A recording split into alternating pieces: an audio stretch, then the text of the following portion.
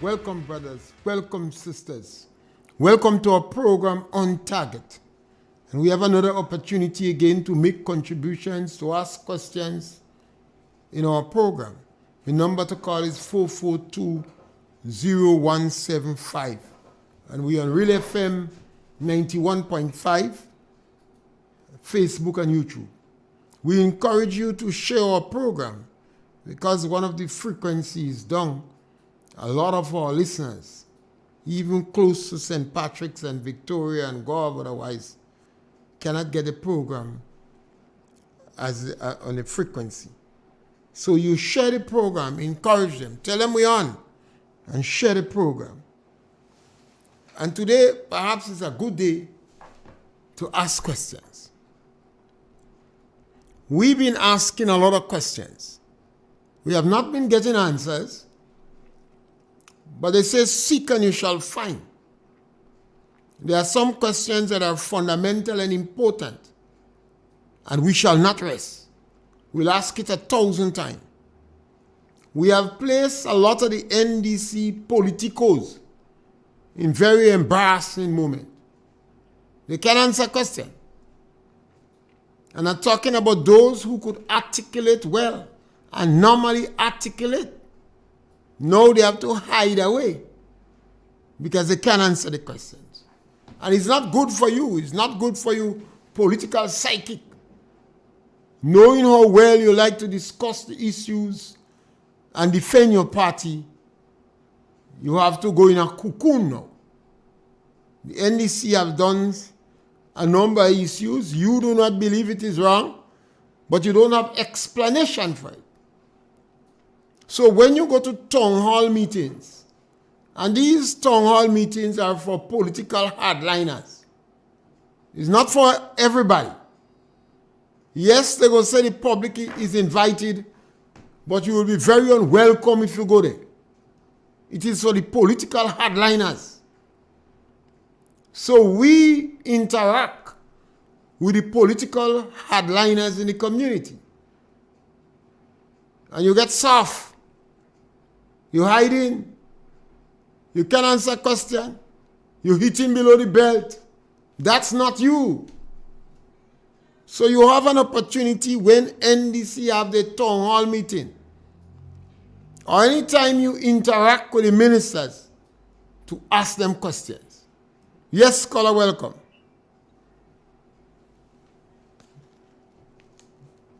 Go right ahead, caller. Good afternoon, Mr. Pierre. Yes, my brother. How are you? Great, man. Good, man. Okay, well, a groundbreaking ceremony, our sod turning ceremony, was done for a new road in Sates. It is called the Mali Bypass Road. From the information I've gathered, it will start in Mali, that is part of Sates, close to the cemetery, and terminates in McNally Alley. The road will be concrete road with slippers drain, box drain. It will be 16 feet so that it can accommodate dual traffic, that is traffic in both direction. That is welcome news, Mr. Pierre. But I also have a question. The father said that the contract is already awarded and the road will start in 2 weeks' time. They have also gotten the sum of, I believe, 110,000 EC dollars from the government of China through the Chinese embassy. One, did we secure any proper ownership of that road? Because it's a private road that was constructed or cut during the time when the McDonald College was selling some lands to private developers for housing purposes. It may also encompass going through some private areas with some very stiff corners, so they need to acquire lands from the private people in that area. It will also terminate in McNally Alley, which is not 16 feet wide and cannot accommodate dual traffic. There was, as I said, there was no expression of interest, so there was no bidding. Also, that road was never part of the 2024 budget, neither its supplementary budget. There is no total cost given. I have some serious concern about, as how you said, Morris Bishop say, the workability of that project. Because definitely I see a lot of difficulties. But I don't want to sound as a naysay. Road expansion for Sotez is paramount. It's very, very important. But I need the government to discuss with the people as to the workability of that project. Or is just another mouth open, word jump out? Or is it just like taking Grenelec truck to pick mangoes? I have difficulties with that. Because when we have groundbreaking ceremony for a project, we need it to come to fruition. Thank you. Yes, scholar, and that is a very important question, important concern. You see, the National Democratic Congress, led by Dick Mitchell, has opened the door for corruption. Governments in the past have tried to close the door to reduce the incidence of corruption. But this government has willfully opened the door for corruption. And that is why it's so important for us to ask questions. But we cannot get answers because the government decided that information will be done on a need to know basis. They're operating like a lodge. A lot of secrets they don't want you to know. But they have put their political activists, their politicos in an embarrassing position. Yes, caller, welcome. Caller gone. They have put their politicos in an embarrassing position because they themselves don't know what the government is doing. But I heard some town hall meeting is coming up. So I'm encouraging my cousin Danley from Tikolo and my brother Willie and comrade Ray and cousin Ron to ask questions. Because when you are asked on Facebook or you're confronted, you ain't dealing with straw man. You find low blow. You're attacking people in person. And that's not you.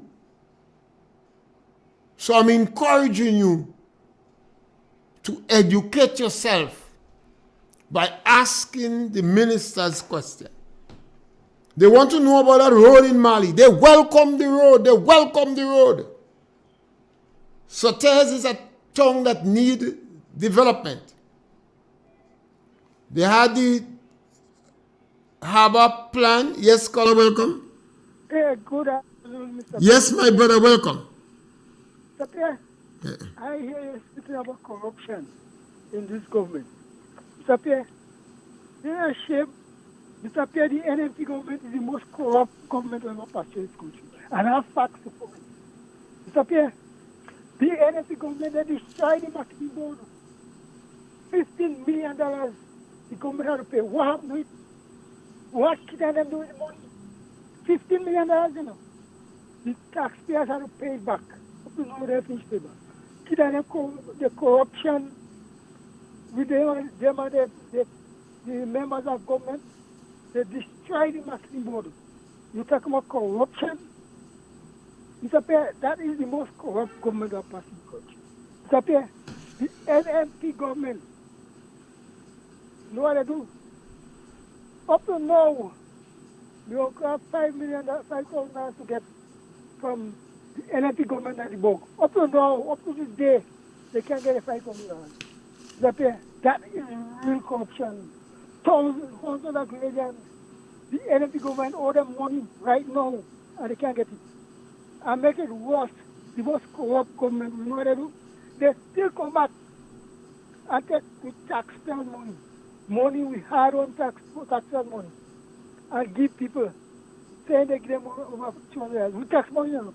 The NFP government take it and they pay the debt with it. Taxpayer money. And you talk about corruption. That's the most corrupt government ever passed in this country, my brother. Take that from me. Go there, Mr. Pierre. Yes, scholar. The supporters of the National Democratic Congress, you have to face some truth. And that's why it's so difficult for you to speak politics. Very, very difficult for you. Individuals I knew who like to articulate the running for me now as if me is a disease because they can't defend. And while we are on the Mali Road bypass, the government of Grenada under NDC opened the door to corruption. And I'll give you reasons why I say that, because it's a strong statement. The previous government decided that any contract over $15,000 must be done by bidding. No minister cannot give you a contract over $15,000. That was a means to protect the ministers from temptation and to close the door to corruption. Yes, caller, welcome. Yes, good evening, Mr. Pierre. Yes, caller. Marketing board, when they was running, there was a statutory body, right? Yeah, government may have a part to play. But Government have a big part to body, play. Government had a big part to right. play. But then it has statutory bodies like managers, whatever, CEOs, and whoever in charge of there. There are some big boys that was controlling the marketing board, right? So therefore, tell me, Keith, Dr. Mitchell will just go in marketing board and just take marketing board money just like that? You know, sometimes we have to be careful with statements that we have that we're making on public radio station. Man can't just go in marketing board and just take money. Enough time Dr. Mitchell, when he was in Prime Minister, he bailed out the marketing board. So you're talking about Dr. Mitchell corrupt and dealing with marketing board, and you're giving the impression that Dr. Mitchell take marketing board money. Dr. Mitchell take the bulk bank money and use it. Come on, caller. Let us use our head. I know you hate NNP. I know you hate Dr. Mitchell. But at the same time, you have to be careful with statements that you make. Now, Dr. Mitchell, not in government. NDC are there in government. If Dr. Mitchell thief the money in marketing board, take all and do all that corruption, how come NDC is not doing anything about it when they tossed it to bring on Dr. Mitchell and the NNP? How come they're not doing anything to arrest Dr. Mitchell, investigate this, investigate that, and then come and bring the NNP government into judgment? How come that is not happening? So, caller, sometimes you have to be careful with certain statements you are making from time to time. People always warning you, and it seems that you don't want to listen. One day, caller, you will pay for your mouth for spreading false allegations against certain people. You have to be careful. Now, NNP is no longer in office. Now, those who sitting in office, we have to talk about what is going on. Caller, give me 5 things that the NDC is doing now that you think is a corrupt act. No. Okay. The GDB Bank with government ministers is taking loans from. This is not right. Directors is taking loans for, and it is not right. Yeah? These are the things that you have to know. Again, the $150 that they remove away from the pool of the poorest. Just recently, they removed a young guy, a young little boy, 9 years old, I understand, who was on the SEEDS program, and that young mother was depending on that little boy SEEDS money to send him to school, and his disability going to special ed. And just because of politics, you remove him after you fire his mother, you fire his aunt, you fire the grandmother, You still remove that money from him. And not only he, many others, you remove them off the seed list because they support NNP. Give me another one color. Then you send the women of Karikou and other places who working on a public service, who 5 years, 6 years, up to 17 years, you just automatically send them home with no remorse. Then, when you do them kind of things, then what you do with the agriculture sector, you send 31 workers home. 27 workers home.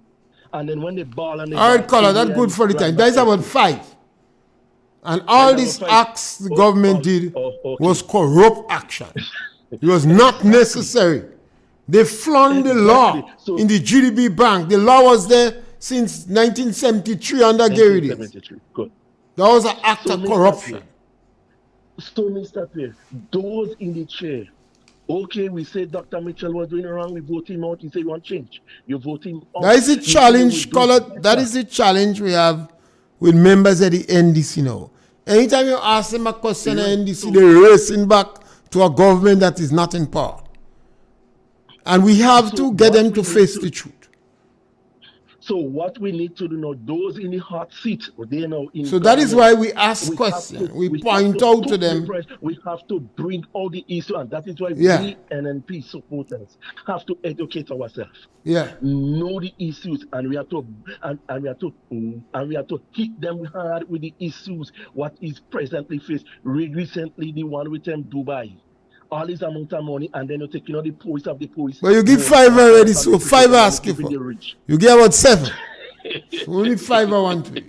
Thank you, Carl. Okay, Mr. P, I'm listening to you. We're going back to the Mali Road bypass. All St. Patrick's people glad about it. But they did not hear when the contract was publicized. If the road is over 100,000, then they must bid who is the contractor. When the NDC removed the cap, the government said 15,000, no more. No minister, no individual cannot give you a contract in excess of $15,000. That was to narrow, to close the door to corruption, to minimize, to reduce significantly the incidence of corruption. The construction industry all over the world perhaps is the most corrupt ministry. But the government passed laws to reduce the incidence, to narrow the door. This government came in and moved it from 15,000 to 100,000. Yes, caller, welcome. Mr. Pierre. Yes, caller. What wrong with you? Why you hate the people in Mali so much? You and the government stop the work from going on? Mr. Pierre is a wicked man. Yeah, a lot of people tell me that, caller. You see, you caller. Stop the work from going on. You hate the people so much. What do people do you, Mr. Pierre? Caller. The people do nothing. You're doing everything you for to stop the work from going ahead. Mr. Pierre, stop that. He's a wicked man. Don't do that. Yeah, a lot of the NDC say I'm a wicked man, but they can't stand up and face the truth. I always ask the question, what is it that I'm saying that is not the truth? And the truth though is, so most of my partners in the NDC, they're running and they're making low blow behind me. He's a wicked man. You're no good. The truth they're afraid to. They're hiding from the truth. So now I'm asking a question to bring out the truth. Did the government open that Mali road for bid? Because it would cost the government over $100,000. I'm hearing stories that I don't even want to interfere with. I don't like to go on micro in things. I understand a man has been given $90,000 to do a contract. He subcontracted for $50,000, and the person take less than a week to do the contract. You opening the door for corruption. It is not good for you. People who had experience in governance, close the door. You're a bunch of political neophytes. Never see, come see. You go and open this door. How you going to handle it? That would be a nightmare for you. They say close the door to corruption. No minister must give a contract more than $15,000. You bring it to $100,000. And you're giving contract $250,000. No bidding. Yes, scholar, welcome. Good morning, Mr. Pierre. Yes, my brother, welcome. Okay, good. I'm getting out loud and clear. Yes, man. 2 questions, right? Right on number one. Number one question. I have lands in the under 4-acre category. That's number one. How do I file my claim? That's question number one.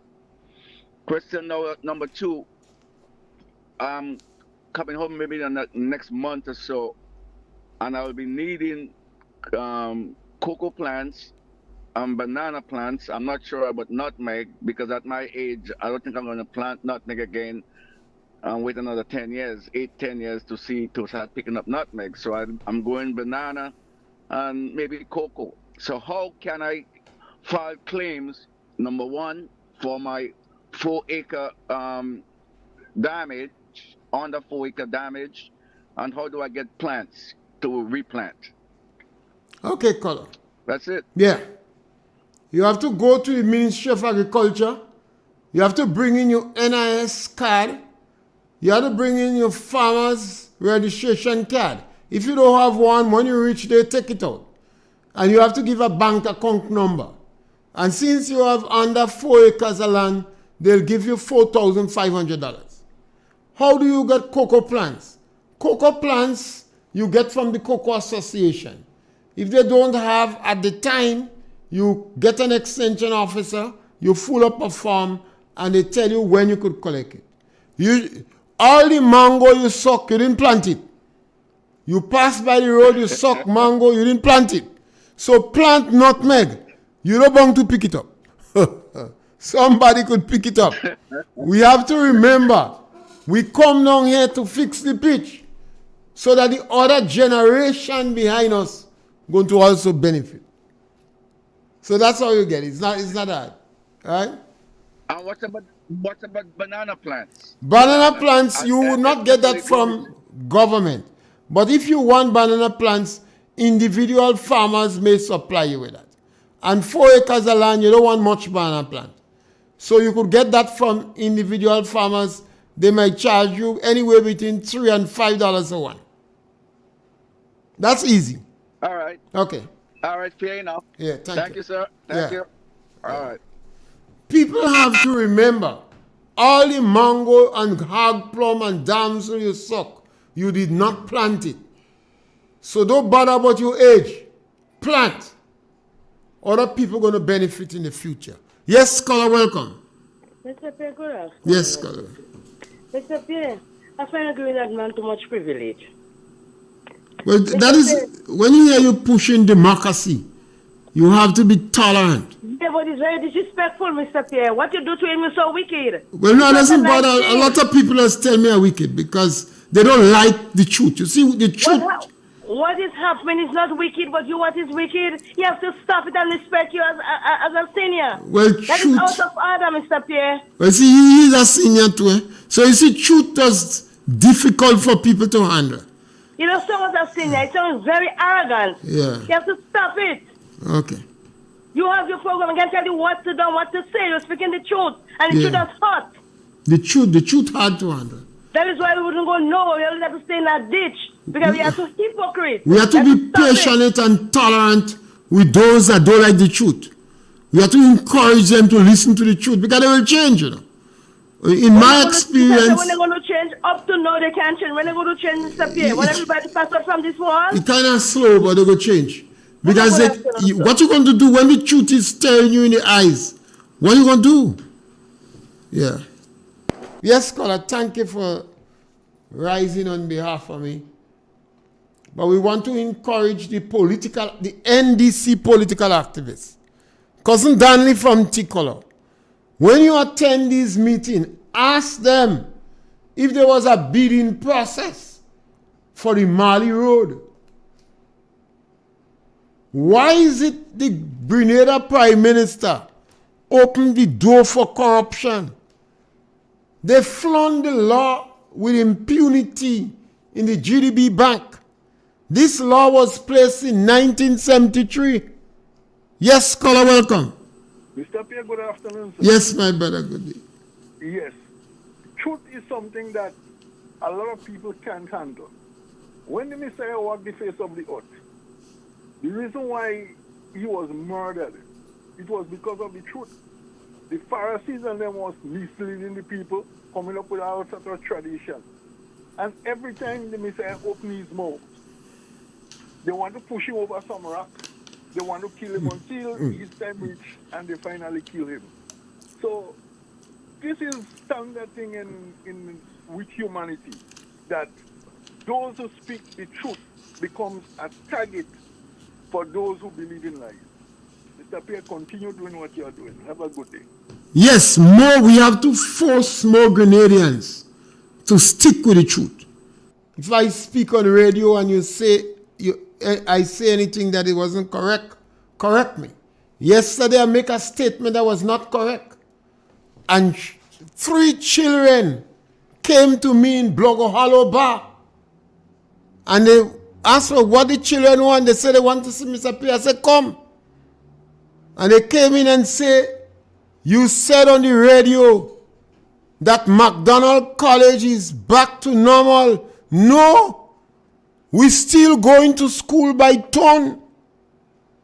And I thank them for it. Because I asked a school child going to Montrose. And she tell me yes, but either she didn't understand the question or she just tell me yes. Because yes doesn't climb up Sussup tree. Sometimes when somebody tell you yes, it's because they're fed up with you, you know.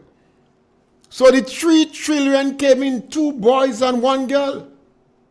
And all of them was in Form 1. And they say, Mr. Pierre, the school still running on shift system. And I ask if they tell them when it's going to come to normal. One of them said maybe in the next 2 weeks. And yesterday I said McDonald College was back. So you see, you have to have a culture. You have to have a spirit to speak the truth. And when you make a mistake, you must take correction. So I promise this morning, and I nearly forget, I'm glad when you refer to that, it jolts me, that McDonald College is still operating in a shift system. It's a disgrace. I've not heard one principal in St. Patrick's speak about it. The teachers' union have not made any attempt to encourage the government or to put a white paper in front of the government how to get this school back. So you still have children going to school on shift system. And it was very annoying for the children. They didn't like that. And they approached me and I thanked them. They say they was listening to me. Because they did not go to school that day. They was listening to me. And they was waiting for me. So when they heard I was in Blogo Hollow Bar, they come there to inform me that what I said on the radio was not the truth. That McDonald College is still operating in a shift system. Yes, caller, welcome. Mr. Pierre, Yes, caller, welcome. you get the call some answers, but you missed something. You have 10 acre land, Mr. Pierre. And you don't have nutmeg, you don't sell nutmeg. You don't get in nothing. Caller, we're dealing with the truth. Caller. I told him to go to the Ministry of Agriculture and bring his NIS card and bring his farmer's registration card. And if he don't have a registration card, they will make one a day for him. I didn't send him to Nutmeg or Cocoa. I sent him to the Ministry of Agriculture. And that is tobacco well pressed. because that is what I did. You see, I didn't go to nutmeg because for the longest while I don't sell nutmeg. And nutmeg don't meddle with me so much. But I went to the Ministry of Agriculture. And I don't know if nutmeg giving money separate from government. I don't know. Yes, scholar, welcome. Yes, Mr. Pierre, good evening. Yes, my brother, welcome. Relative to the McDonald College situation, the Minister for Education, in a press conference, I think it was a press conference, it wasn't an interview on the radio, it was a press conference, said that originally the amount of work they expected to have done there turned out to be a lot more in the end when they investigate the roof thoroughly. So they had to do the whole roof on the, what you might call the auditorium area. And that's what caused the kickback in the McDonald College situation. But putting that in perspective to what the president of the Teachers Association said concerning this issue of opening of schools, and especially in the Carriacou situation, but he talked about the general situation, the opening of schools for the new term, that the minister, the ministry, and the government had no consultation whatsoever with the teachers' union relative to the opening of schools. That was acknowledged by the president of the Teachers Association, Mr. Bartholomew, on a to the point interview on GBN. That day he was in a bad mood. Although in the end he tried saying the government doing good, but all the way until about 3-4 minutes to the end, he was castigating and cursing all the way the situation as it was. Now, what people are complaining about relative to this government, and so much complaint, and the whole issue of corruption, just cannot be denied. And not only that they have made it more accessible for ministers and people in that kind of position of authority to do corruption, they expect to get away with it. Because they somehow feel that they are invincible in a given situation.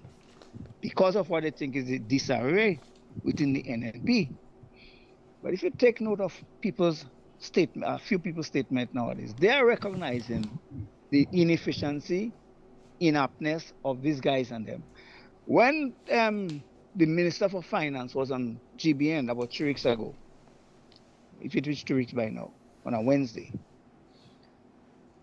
a caller who has been most critical for all the years against Kit Mitchell and the NNP administration, call and point out to Dennis how inept, how incompetent, especially Andy, he mentioned, Andy Williams, and the nonsense that is going on relative to the MIT ministry.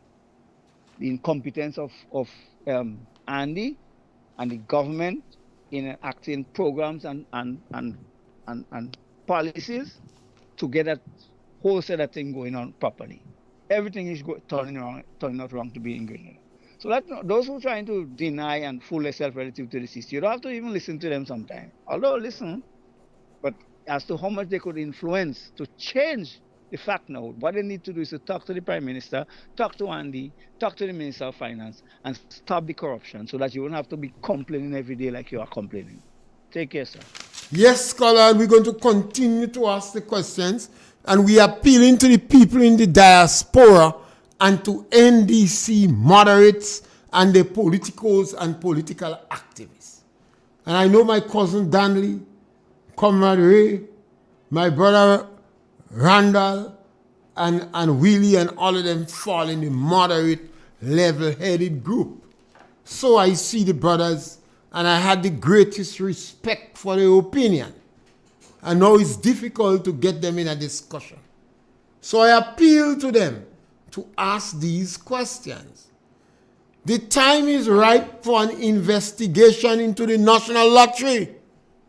We are hearing a lot of rumors. The government fire a minister and had police escorting him. And the minister was so concerned about corruption. So the prime minister would do good to establish an independent investigation into national lottery.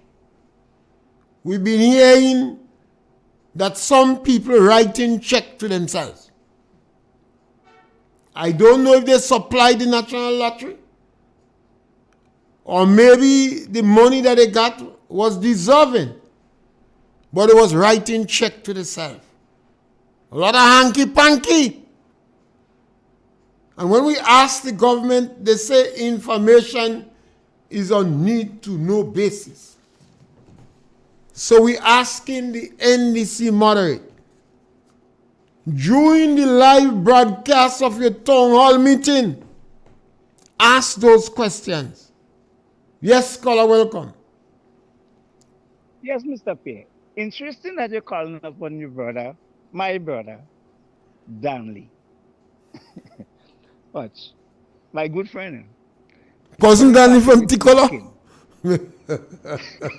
Ticolo Danley calling name. On the other planet. Yeah. My good friend. I know what you're talking about. But when we have conversation, it could be for the whole 2-3 hours. And I'm so disappointed in Danley nowadays. Eh? Danley is as blind can be. Even if I was under his foot, I would have functioned better than he's functioning right. Honestly. Because I don't know what's going on with this guy. Corruption is so evident. All the issues relative to the bank and some of the decisions that the Prime Minister have been making. For example, I keep talking about the issue with food security and the place that in Poville, West Hall area that is being taken to put the hospital. Things like that, Danny would have been so up in arms against, as he was up in arms against the Liver that you have in Liver. Yes. Bud Sanctuary for mongoose and lizard and guana. With the issue. You say they're destroying our mongoose at the breed. These things and them nowadays, these guys have nothing to say with the nonsense that is going on here. They get locked jaw. Nothing whatsoever. I heard Danny bring up the other day the issue of Monk Hartman and so on. Hello. And after that, a whole set of thing happened. Nothing coming from Dan. Take care, sir. Yes. Just keep listening to them. Yes, Cousin Danley, when you get a chance, ask them what they mean by restorative justice. They campaign on a policy of transformation. They lie to the public. They deceive the public. They knew if they tell people restorative justice, the Grenadian public could have objected to that. So they lie to them and they tell them it's transformation. I don't even know how much of the ministers knew that they had a secret agenda. The Prime Minister said, we campaign on a policy of transformation. He laughed. But it's not so much transformation. It is more restorative justice. Ask them to explain why the justification. You see, that is fundamental and important. After the revolution, somebody could have put up a case for restorative justice. Because over 3,000 Grenadians went to prison. Another 3,000 to 4,000 flee the country. Montreat and the surrounding areas, Tivoli and the surrounding areas was singled out for very brutal treatment. They castrated Broco. They executed the woman from Birchgrove. They treated the Rastafarians very bad. So a case for restorative justice could have been made. The Grenadians say, let us forgive. We as one people forgive one another and move on. The government answered the call. and established the Truth and Reconciliation Committee, following in the footsteps of Mandela in South Africa. Grenadians say, let's work together. The Garyites, the Kodites, and the Bishopites join up to make the NNP and the NDC. They say, forget the past. Not forget the facts. But let us not seek vengeance. Let us bring out the Truth and Reconciliation Committee. You come, you say what you have done, it was recorded, and you move on. So the people of Montreach wipe their tears. The people of Tivoli wipe their tears. The Rastafarians wipe their tears. And they join in genuinely to develop the country. Kodites and Bishopites and Garyites was hugging one another. Michael Baptiste, Kenny Lalsin, KB Budlal, Peter David, Nazim Bok, all of them hug up one another and say, let us work together. So what is the justification? What is the rationale for Deacon coming out with restorative justice? Who did Deacon wrong? No one did him wrong. So ask him, Cousin Danley. And he set up a ministry, MIT, and put it under one of our nice conmen for political mischief. That is significant, you know. Some of the political mischief they make, you will never hear it. An NNP child may not get scholarship. They may not get a job with government. They may give them a contract for debushing, but never a contract for concrete work. That is why Deacon moved the threshold from 15,000 to 100,000. You know? So we have to address that. These are not simple things. You know? These are very important things in our society. We cannot, we should not have a small country like ours where we push in fracture and division. Vengeance must never be part of our policy. Look at what happened in Rwanda. We are not separated to ethnic problems here. We don't have race problems here. So why Deacon is manufacturing hate and bitterness? So you need to ask him. Maybe we have to recommend a psychologist to address the trauma that's going on in Deacon Mitchell brain. But if we don't, according to TUC Kawana, we will fill it in with belly. So we have to ask questions. There is so much to ask. The independence celebration, 22 million was spent on it. 22 million. And you can see what they have for it. But when you talk about Karikou, sometimes you have to take a deep breath before you talk about Karikou. You have people in Karikou in shelters. You have people in Karikou under tent. You have people in Karikou under tarpaulin. You have people in Karikou unable to collect rainwater because the roof have been destroyed. You have 100-house unit in Karikou that Deacon Mitchell refused to give the people. This one beat all cockfight. I've spoken to a lot of NDC people and they just bending their head. One tell me he really can't stomach this one. 100 house unit is there. If you provide relief for the worst case scenario in Carriacou and let them use the 100 house unit for 6 months, it's like a sigh of relief. Automatically the burden of urgency would immediately be relieved. The government are only bitter. Government cannot dotish too. You have a 100 house unit there that was built for people in the lower income group.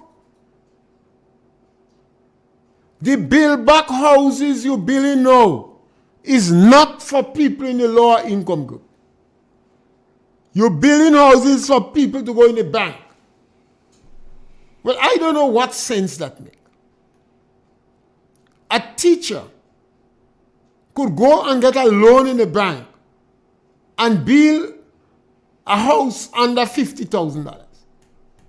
A policeman, a public officer, a nurse, some individual who working with one of the big supermarkets or companies over 10 years could do it.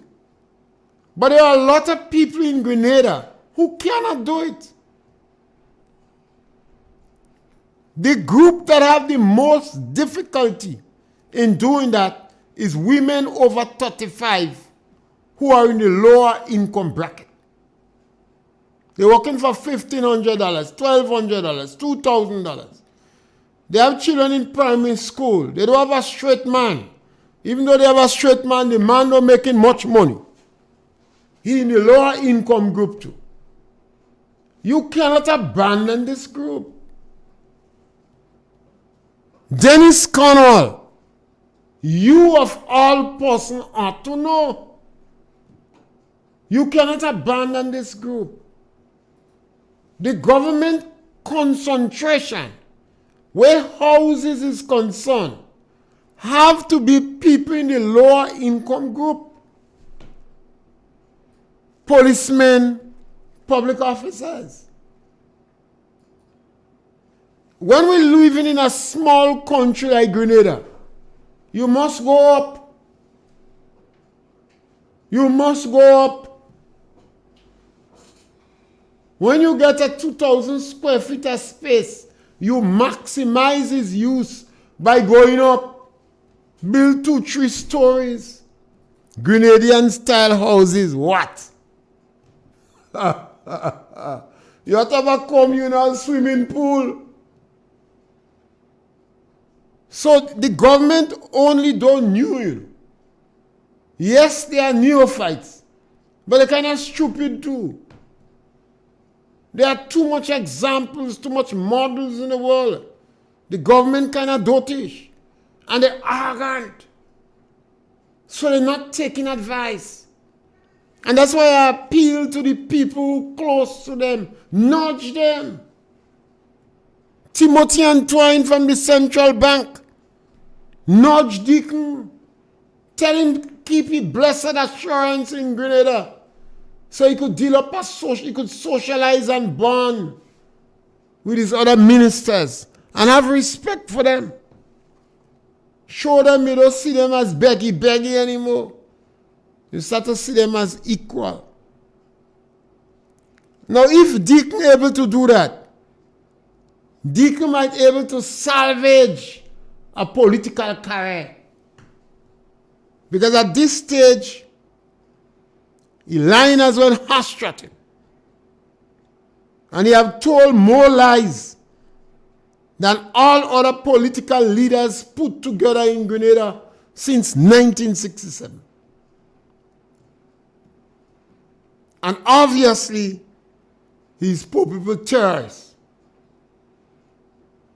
And he has opened the door wide for corruption. The manner in which you open the door so wide, you can't get security men to put in front of the door. $100,000 for contract, no bidding. That is a formula for corruption.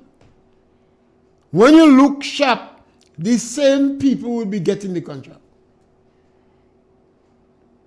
The same people would be getting the contract. The quality of the work would be poor. Accountability would be a challenge. And you will not be able to defend it. I mean, come on. For a country to develop, every government that comes must continue carrying the baton and doing better. They cannot make the mistakes that others had made in the past. If you make mistake 20 years ago, you can't go and make the same mistake. And this government is doing just that. Cousin Danley, ask the government, who is the third party that dictating our foreign affairs? You notice how you hardly hear in the foreign minister. Every time he go in the public, he choke. Like he wasn't made for those lies and them. He choke.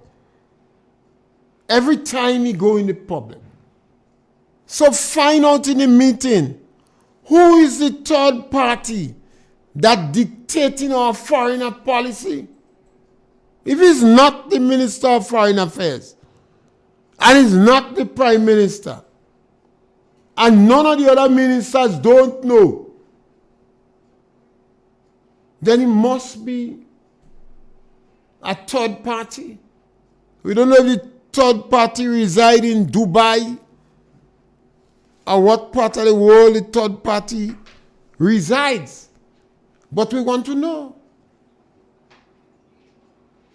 You see, normally the journalists would ask these questions. And you hope the journalists reflect the concerns of our people. But the government, to favor journalists, seems to gone in a cocoon.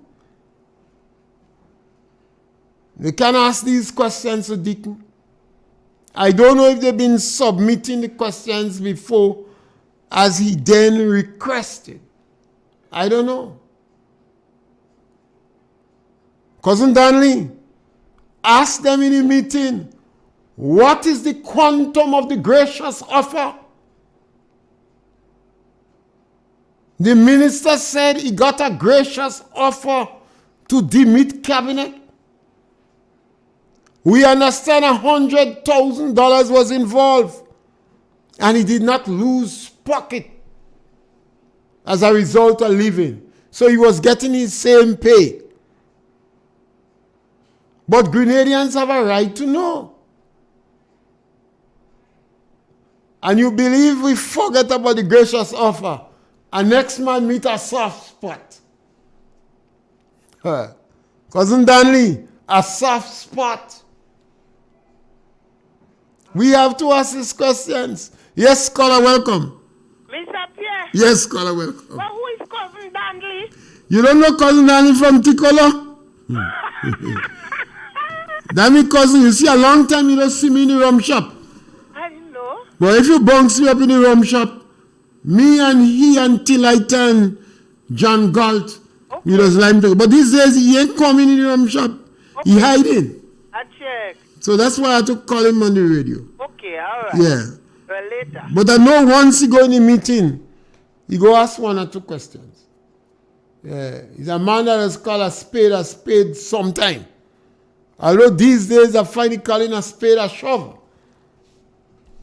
So I want to remind him, we can't continue like that. You cannot turn the hand of the clock back.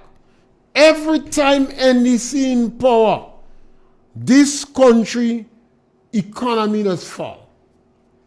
You remember NDC bring Millibug in Grenada? Don't forget, you know. It was during their period of government that Grenada was hit with Millibug. When the NNP come in power, that was their first challenge, Millibug. Remember, the NDC was the one who sold out a lot of our assets. Electricity company, the bank, NCB Bank, NDC sold that. And they fire workers in the estate, in the lower socioeconomic strata. And they cut down Belvedere Nutmeg. And I think they take about 20 or 25 million loan. I don't know if it's to buy chainsaw to cut down the nutmeg. NSC does do a lot of crazy things when they panic. And then they sell 13 pieces of property. And they sell land that did not belong to them. First time I heard that in my life. If NDC was a man and they charge him, and he go in front of judge 1,000 years, she give him a whole life sentence for corruption. So we don't know what they're going to do now. You see, as soon as they reach in power, the workers in Grand Bay Estate had to go. 31 workers go there. 19 of them claim them is NDC. After about more than a year of we calling for them to bring back the workers, they bring back 20. They bring back them so-called NNP workers. So that is the challenge we have with this government. We have to be tolerant. We have to spend a lot of time explaining to the members that this policy is not in the interest of Grenada. It would cause our country to fracture. It would going to cause low productivity. Because when the public officers see this level of corruption, corruption is an infectious thing. And if you open the door to corruption, you're going to get out of control. You see what was done in National Lottery?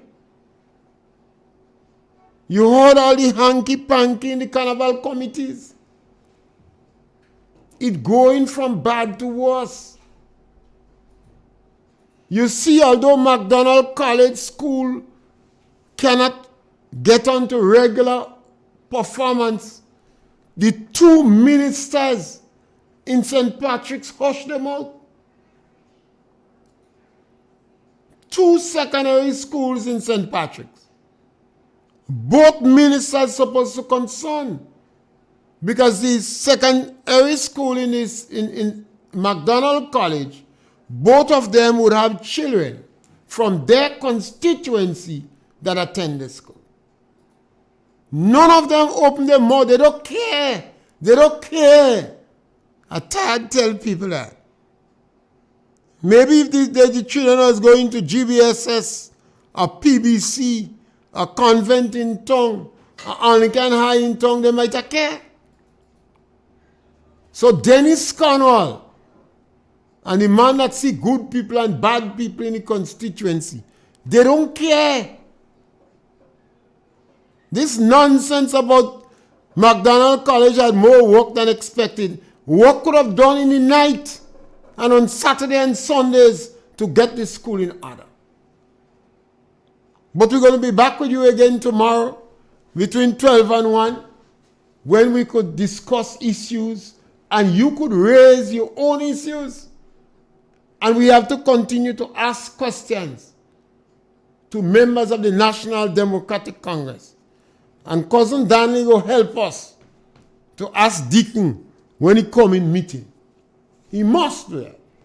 Thank you very much. Thank you.